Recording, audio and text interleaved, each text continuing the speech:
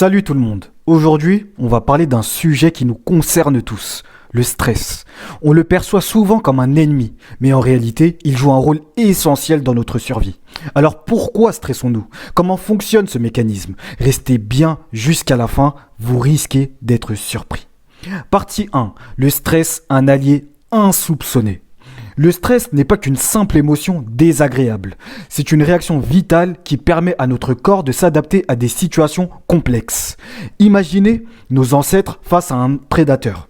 Sans le stress, ils n'auraient pas pu réagir à temps et survivre. Aujourd'hui encore, cette réponse est primordiale, que ce soit pour fuir un danger, réussir un examen ou gérer un imprévu. D'ailleurs, si ce sujet vous intéresse, pensez à vous abonner et à activer la cloche pour ne rien manquer des prochaines vidéos. Partie 2. Un bouclier de défense ultra rapide. Maintenant, voyons comment notre corps réagit face au stress. Il existe deux types de réponses, une immédiate et une retardée. Prenons un exemple. Un ami vous fait peur en surgissant de nulle part. Votre corps réagit en une fraction de seconde. C'est le système nerveux qui entre en jeu, libérant une hormone clé, l'adrénaline. Résultat, votre cœur s'emballe, votre respiration s'accélère et votre sang circule plus vite.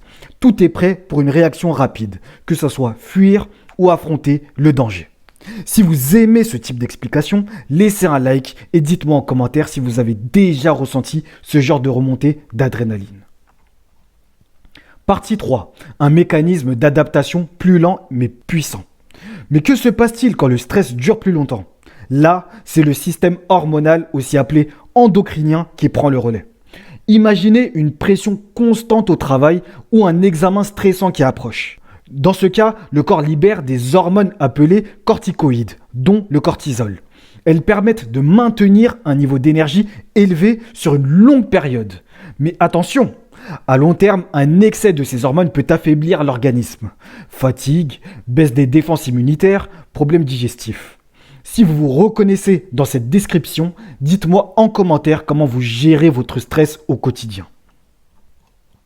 Partie 4. Les 3 grandes phases du stress. Pour résumer, le stress fonctionne en 3 étapes. Première partie, phase d'alarme. Le corps se met en alerte et mobilise toute son énergie. Deuxième phase, phase de résistance. Il continue à produire de l'énergie pour affronter la situation. Et la troisième phase, c'est la phase d'épuisement. Si le stress perdure, les réserves s'épuisent et c'est là que les effets négatifs apparaissent.